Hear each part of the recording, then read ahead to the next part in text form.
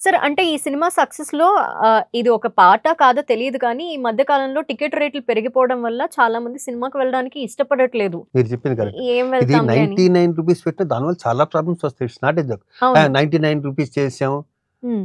లేకపోతే 85 రూపీస్ చేసాం అన్నది మనం మాట్లాడుకోవడానికి ఈజీగా ఉంటది కానీ అవును. తెర వెనుక దాని గురించి వంశీ వీళ్ళందరూ ఎంత కష్టపడ్డారో. ఎందుకంటే ప్రాక్టికల్‌గా నాకు తెలుసు అది ఎంత కష్టం అన్నది. ఆ క్రెడిట్ అంతా వాళ్ళకి దక్కుతుంది. బన్నీవాసు గారికి, వంశీకి వాళ్ళందరికీ దక్కుతుంది హ్మ్. ఇదంతా. అంటే చాలా ఆలోచించే ఈ 99 రూపీస్‌కి టికెట్ పెట్టడం అనేది జరిగుండొచ్చు. The very first day. Yeah! ఈ సక్సెస్ కూడా అది కూడా కారణం అనుకుంటున్నాను నేను. హ్మ్. అవును. ఈ సక్సెస్‌కి 100%. ఓకే.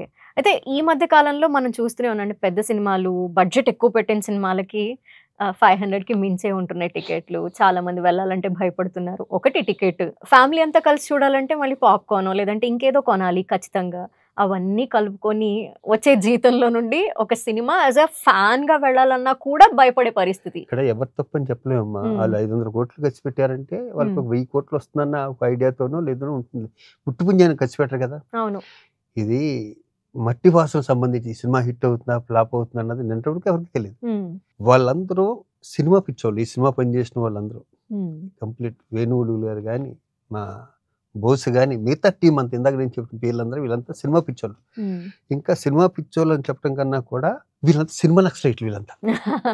హ్మ్. ఒకటి అదే చేయమనమాట. హ్మ్. సినిమా, సినిమా, సినిమా తప్పితే వేరేది ఏముండదు వీళ్ళకి. తిన్నామా? లేదా? బట్టలేసుకున్నామా? లేదా? ఏముండదు. హ్మ్. అదే ఇలా చాలా మంది ఉంటారు. హ్మ్. ఇవాళ సక్సెస్ అయింది కాబట్టి ఈ సినిమా గురించి మనం మాట్లాడుకున్నాం తప్పితే హ్మ్. ఇలా 10 సినిమాల్లో 9 సినిమాలు 8 సినిమాలు ఇలాగే ఉంటాయి డెఫినెట్‌గా. అవును. కష్టం అంతా వాళ్ళదే పాపం. ఎంత కష్టపడి ఉంటారో అనిపిస్తది. అవును. అవునవును. రీసెంట్‌గా వచ్చిన సినిమాలు చూసారా? ఎలా అనిపిస్తోంది? నేను చాలా తక్కువ చూస్తాను సినిమాలు. హ్మ్. చాలా తక్కువ సినిమాలు నేను చూసేది. అయ్యయ్యో! చేయడమే గాని చూడరా? ప్రామిస్‌గా చెప్పనా? హ్మ్. మా రాంబాయ్ కింద కార్‌లో రమ్మని కారు ఇంటికి పంపించాను పక్కనే కాబట్టి ఆ! వెయిట్ చేయండి మనం వెళ్తున్నాం ప్రసాద్ ఐమాక్స్‌కి వెళ్తున్నా సినిమా.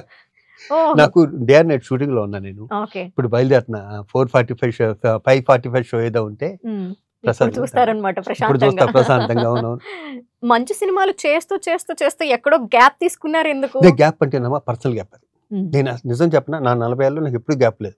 హ్మ్. సినిమా గ్యాప్ వచ్చిందా నా ఓన్ ప్రొడక్షన్ నేనే ప్రొడ్యూసర్‌గా చేసుకుంటూ పోయా. హ్మ్. మళ్ళీ చేయటం, మధ్యలో యాక్సిడెంట్ అవ్వటం, మళ్ళీ ఏదో అవటం, మధ్యలో హ్మ్. ఏదో గ్యాప్ రావటం, మళ్ళీ ఇంకోటి ఏదో చేసుకోవడం. ఈ రోజు నేను 9 సినిమాలు చేస్తున్నా. వావ్! నాకు గ్యాప్ అంటే లేదు. కానీ నేను ఖాళీగా ఉన్నప్పుడు ఎంత హ్యాపీగా ఉన్నానో హ్మ్. ఇప్పుడు అంతే హ్యాపీగా ఉన్నాను. నేను ఎప్పుడు అప్పుడు ఇప్పుడు ఓహో అని రెచ్చిపోలేదు. అప్పుడు డల్ అవ్వలేదు. నాకు మధ్యలో మూవీ ఆర్టిస్టేషన్ ఉంది. నాకు ఎంతో తృప్తినిచ్చింది అది. హ్మ్. 10 మందికి సేవ చేయటం అనేది. హ్మ్. ఎప్పుడూ ఒక విధంగా ఈ ప్రొఫెషన్‌లోనే ఉన్నాను గానీ కొన్నాళ్ళు ఈ ప్రొఫెషన్‌లో లేను. అది మూవీ ఆర్టిస్టేషన్‌లో ఉండొచ్చు, హ్మ్. టీవీలో ఉండొచ్చు, ఇంకో దాంట్లో ఉండొచ్చు. హ్యాపీగా మాత్రం ఉన్నా. అంటే వాంటెడ్‌గా తీసుకున్న గ్యాపా? లేదంటే లేదు అది అసలు వాంటెడ్‌గా నేను ఎప్పుడు తీసుకోను గ్యాప్. హ్మ్. నేను వాంటెడ్‌గా తీసుకోను. నేను హ్మ్. మళ్ళీ చెప్తున్నా ఎవరికి ఫోన్ చేసి నాకు క్యారెక్టర్ ఈ రోజు వరకు అడిగింది లేదు ఈ 40 ఇయర్స్‌లో. హ్మ్. కెరీర్ స్టార్టింగ్‌లో వంశీ గారు, జంజాల్ గారు ఇద్దరు తప్ప. హ్మ్. ఈ రోజు వరకు హ్మ్. నా ప్రాణ స్నేహితులు ఈవి సత్యనారాయణ గాని, మా కృష్ణవంశీని గాని, హ్మ్. ఇంకా ప్రాణ స్నేహితులు మా శ్రీకాంత్‌ని గాని నా గ్యాప్ వచ్చినప్పుడు నాకు ఎవరినో చూడడానికి ఈ రోజుకు నా నోటుంట మాట రాలేదు. లైఫ్‌లో రాదు కూడా అది. అవును.